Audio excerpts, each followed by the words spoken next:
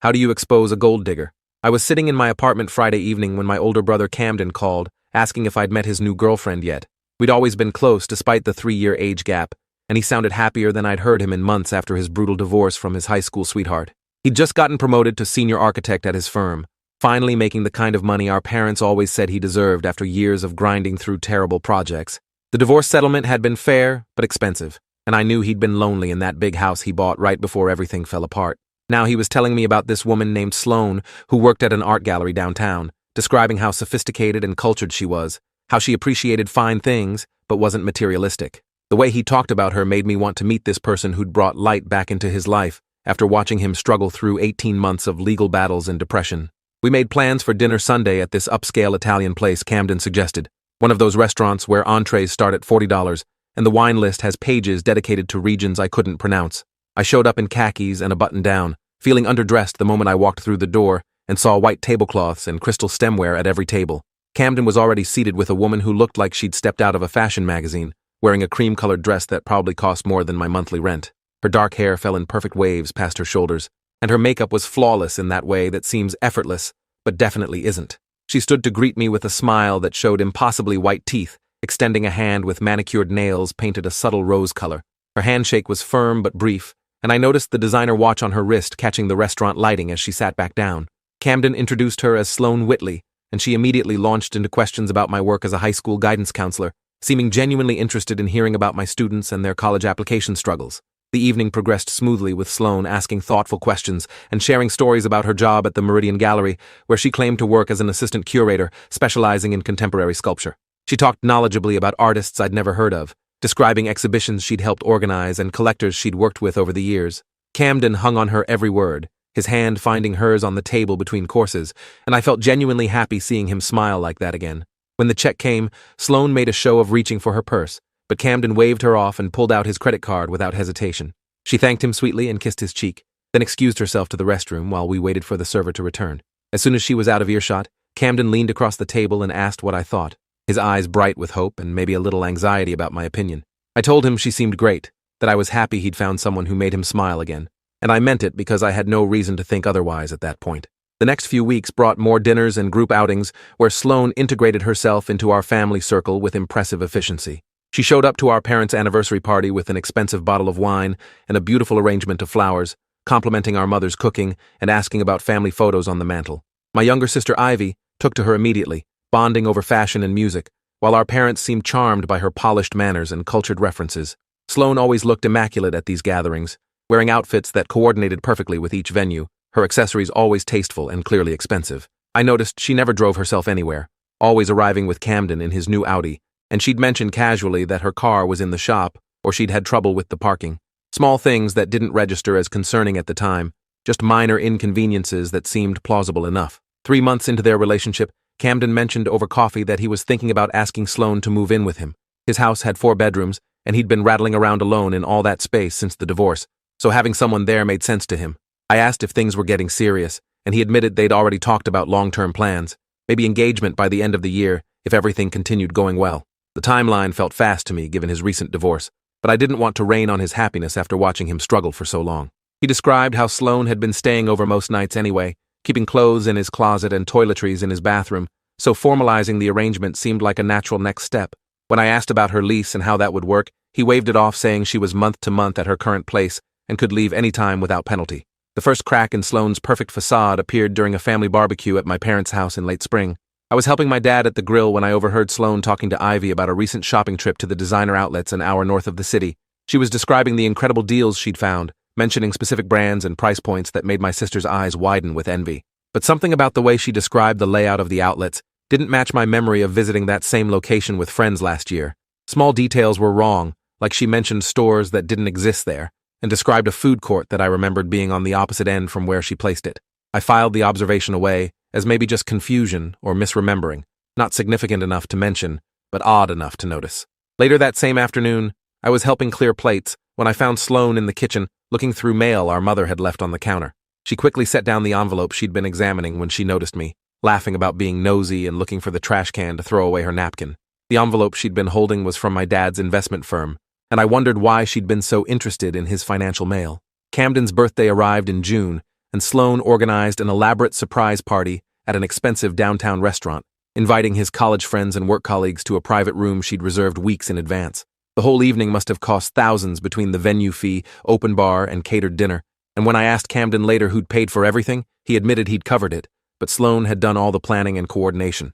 She'd convinced him the surprise was that she'd organized it, not that she'd paid for it, and he'd been happy to fund the celebration because she'd put so much effort into making his day special.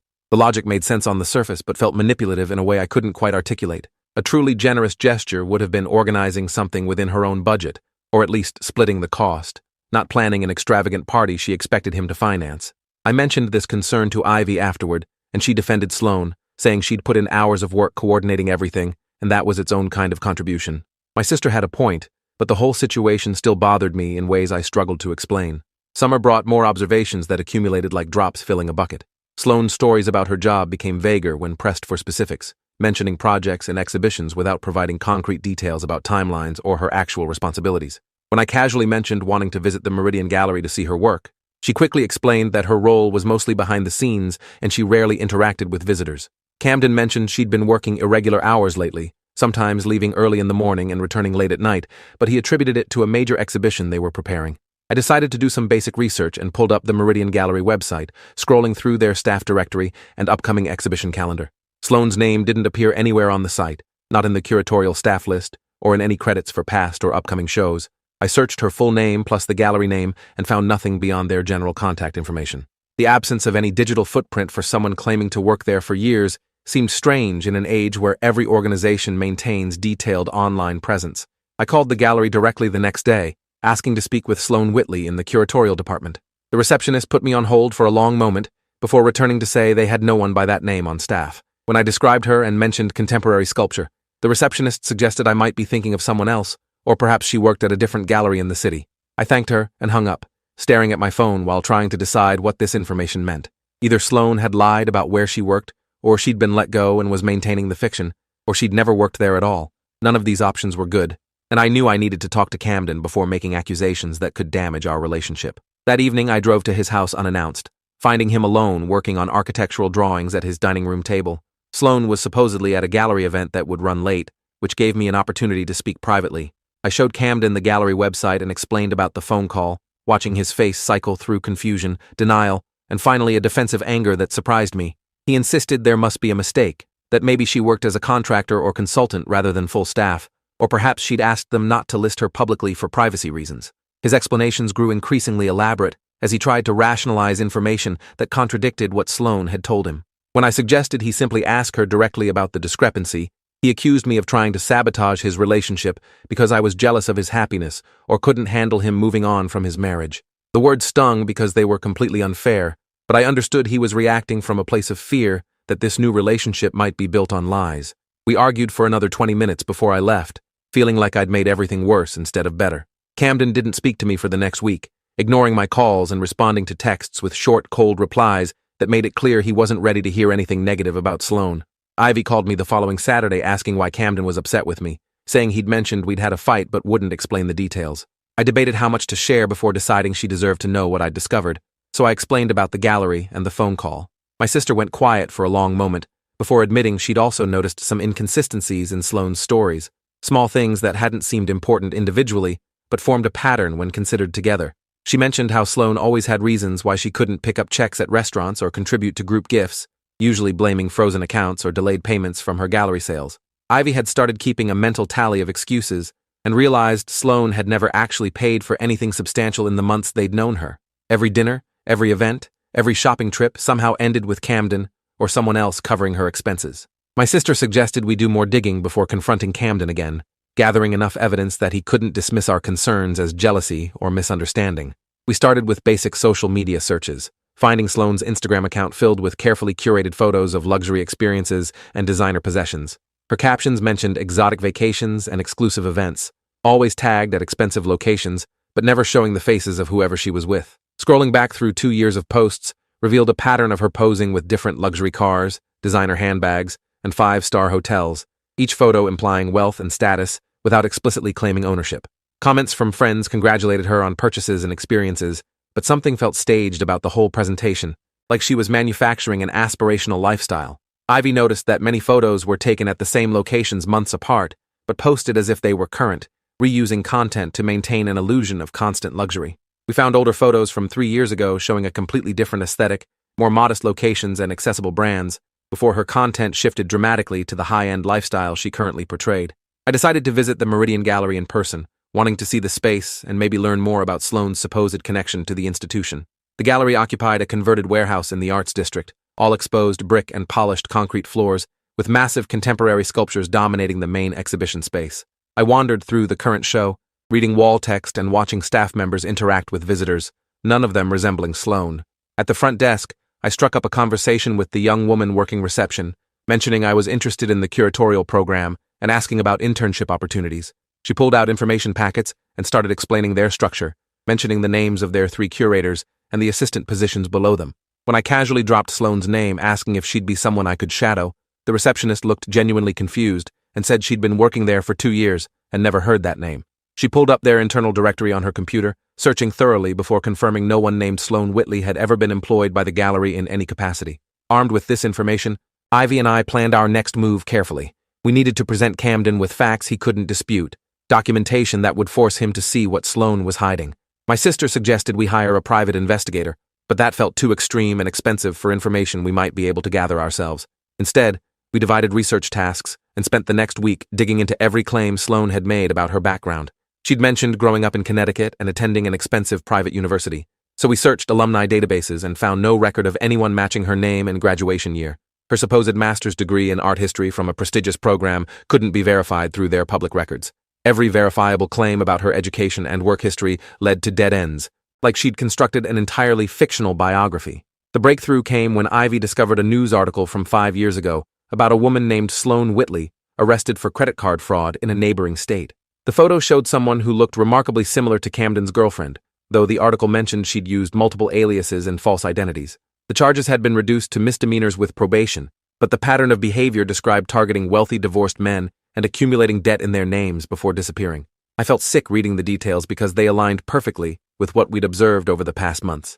Ivy and I spent hours debating whether this was definitely the same person or just someone with the same name, but the photo similarity and behavior patterns were too coincidental to ignore. We needed to show this to Camden before Sloane could do serious damage to his finances or credit. Sunday morning, I drove to Camden's house without calling first, knowing he'd refuse to see me if I gave him advance warning. His car was in the driveway, but Sloane's supposed vehicle that was always in the shop was nowhere to be seen, which made sense because it probably never existed. I knocked repeatedly until Camden answered, looking annoyed and tired, asking what was so important that I had to show up unannounced. I told him we needed to talk immediately about Sloane, that I had information he needed to see before making any permanent decisions about their future. He tried to close the door, but I stuck my foot in the gap, holding up my phone showing the news article about the fraud arrest. His face went pale as he stared at the photo, and I watched him cycle through denial, recognition, and horror as the implications sank in. He let me inside, and we sat at his kitchen table while I showed him everything Ivy and I had compiled over the past 2 weeks. Camden's hand shook as he scrolled through the documentation, reading the gallery's confirmation that Sloane had never worked there and seeing the lack of verification for any aspect of her supposed background. When he got to the arrest article, he put his head in his hands and just sat there breathing heavily while I waited for him to process everything. Finally, he looked up and told me Sloane had access to his credit cards and bank accounts, that he'd added her as an authorized user shortly after she moved in because it seemed easier for household expenses. He'd noticed some charges he didn't recognize over the past month, but Sloane had explained them as things she bought for the house or gifts for family members.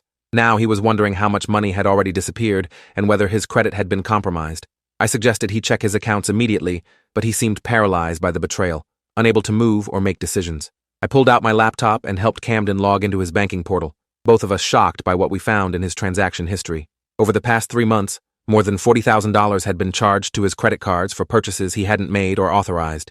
Designer clothing, jewelry, luxury hotel stays in cities Camden had never visited, cash advances from ATMs across the region. Sloane had been systematically draining his accounts while maintaining her facade of the sophisticated girlfriend who never asked for money. She'd been strategic about it, spreading charges across multiple cards and timing them to avoid triggering fraud alerts. Camden's face went from shock to fury as we documented each suspicious transaction, printing statements and highlighting purchases he definitely hadn't made. I asked where Sloane was right now, and he said she'd left early that morning claiming she needed to visit her sick mother upstate, though given everything else we'd learned, that was probably another lie.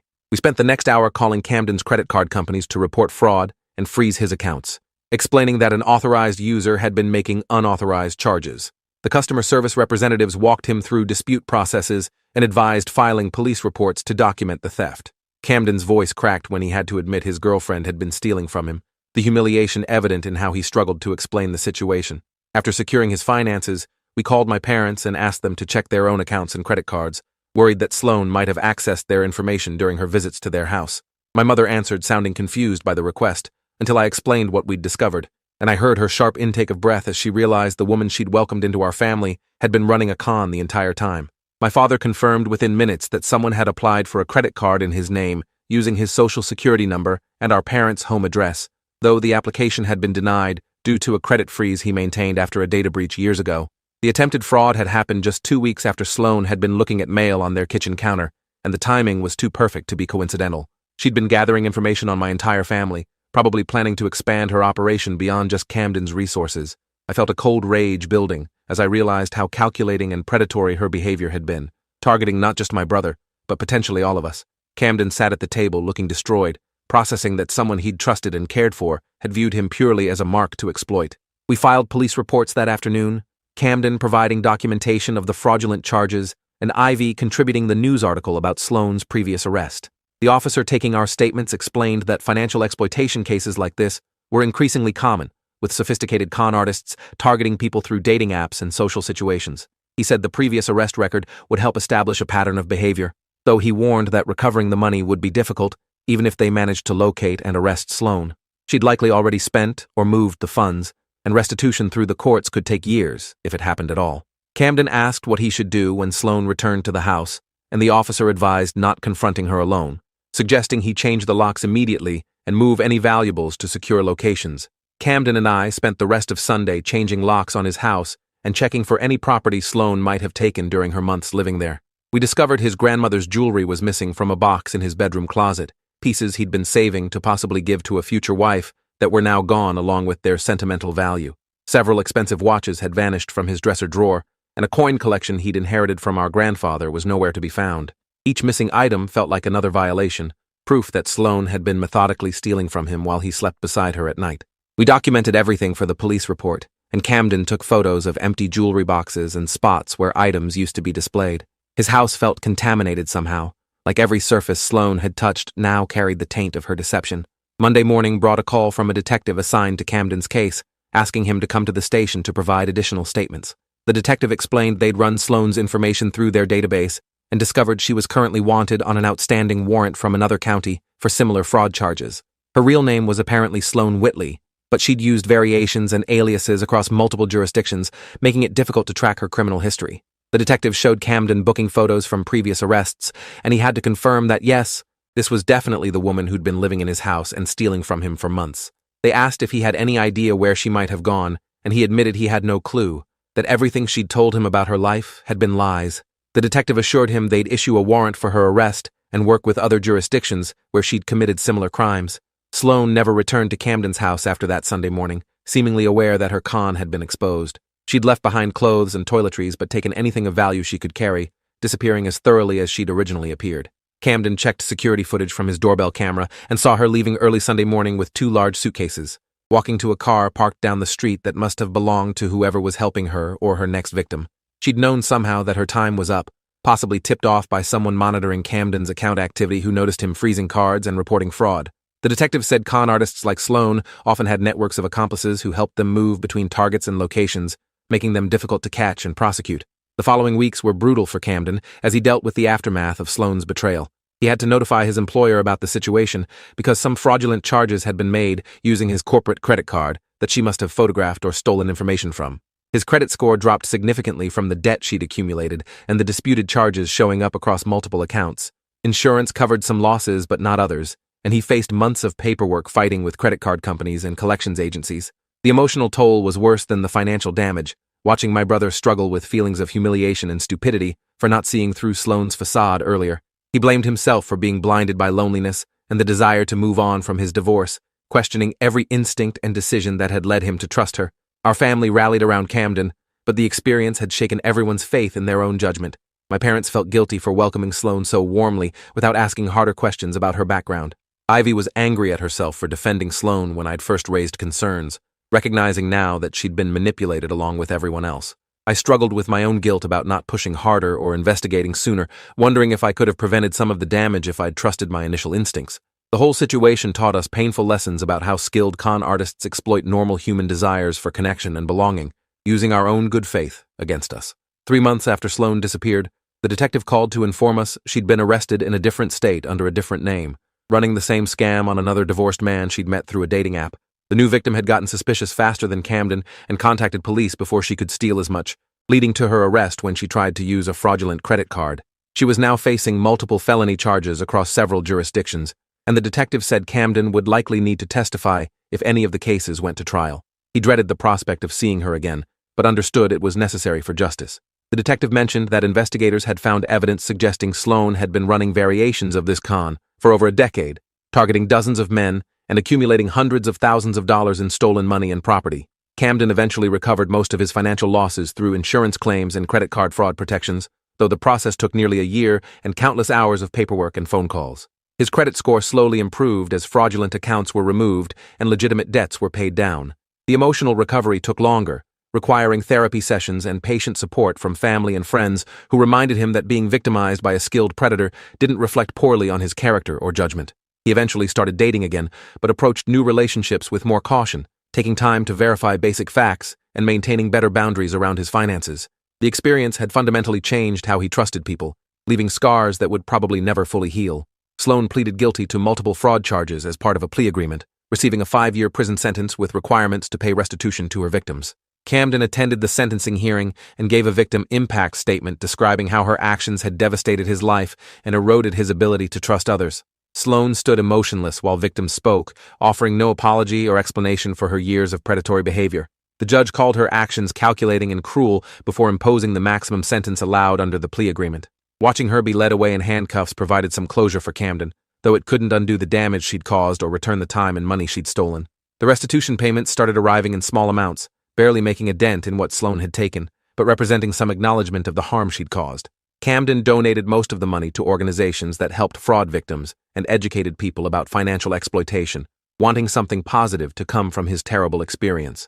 He spoke at community events about recognizing red flags in relationships and protecting personal financial information, turning his victimization into a tool for helping others avoid similar situations. His willingness to share his story publicly, despite the embarrassment, demonstrated real courage and helped break down the shame that often keeps victims silent. 2 years after meeting Sloane, Camden started dating someone new, a middle school teacher named Flora, who he met through mutual friends.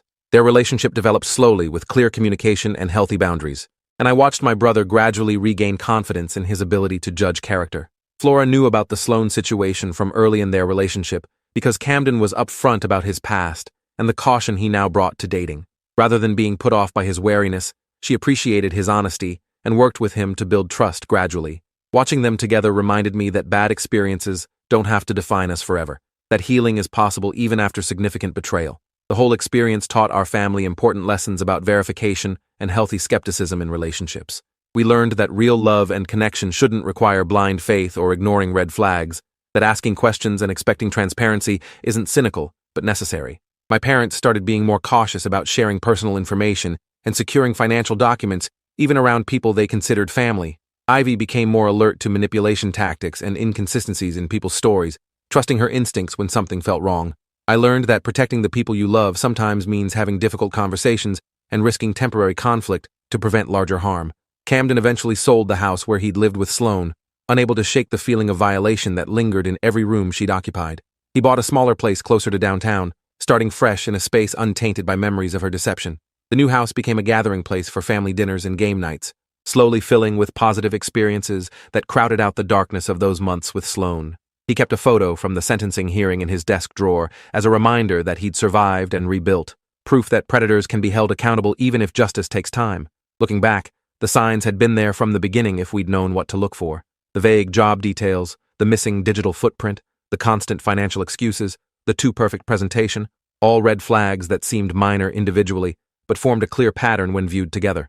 Sloane's skill had been in exploiting normal social dynamics and people's reluctance to seem suspicious or judgmental, using politeness and benefit of the doubt as weapons in her manipulation. She'd counted on Camden's desire to move on from his divorce and his family's willingness to support his happiness, understanding that people in those vulnerable states make easy targets for exploitation. The detective who worked Camden's case told us that financial predators like Sloan rely on shame to keep victims silent, knowing that people who've been conned often blame themselves and avoid reporting crimes that make them look foolish. By sharing his story publicly, Camden disrupted that pattern and potentially prevented Sloan from victimizing others who might recognize her tactics. Several people reached out after hearing him speak, sharing their own experiences with similar con artists and finding comfort in knowing they weren't alone in being deceived. The community of survivors helped Camden see that intelligence and caution aren't foolproof defenses against skilled manipulators who've perfected their craft over years of practice. 3 years later, Camden married Flora in a small ceremony surrounded by people who'd supported him through the darkest period of his life. His toast at the reception mentioned the journey he'd taken to find real love after learning painful lessons about trust and deception. Flora's vows acknowledged his past while focusing on the future they were building together on a foundation of honesty and mutual respect. The celebration felt like a final closing of the chapter that had begun with meeting Sloan, proof that surviving betrayal doesn't mean losing the capacity for joy and connection. I sometimes wonder how many other Sloans are out there right now, targeting vulnerable people and destroying lives for financial gain. The research I did after Camden's experience revealed that financial exploitation in relationships is far more common than most people realize, with thousands of cases reported annually and likely many more going unreported due to shame or lack of awareness. The con artists evolve their tactics constantly, using social media and dating apps to identify and groom targets with increasing sophistication. Education and awareness are crucial defenses against these predators, helping potential victims recognize warning signs before significant damage occurs. Camden's experience ultimately made our whole family stronger and more resilient, teaching us to value genuine connection over surface-level charm and to trust our instincts when something feels wrong. We learned that protecting ourselves and each other requires vigilance and courage, willingness to ask hard questions and verify claims even when it feels awkward or suspicious. The cost of that education was high, but the lessons it taught probably prevented future victimization and helped us appreciate authentic relationships built on truth rather than manipulation. So yeah, that's how you expose a gold digger. You document everything, you trust your instincts even when people call you paranoid, and you refuse to let shame or embarrassment keep you from seeking the truth. And when you find that truth, you share it loudly enough to protect others from falling for the same lies. Appreciate you watching this far. If you enjoyed it, drop a like, leave a comment, and subscribe so you won't miss the next story.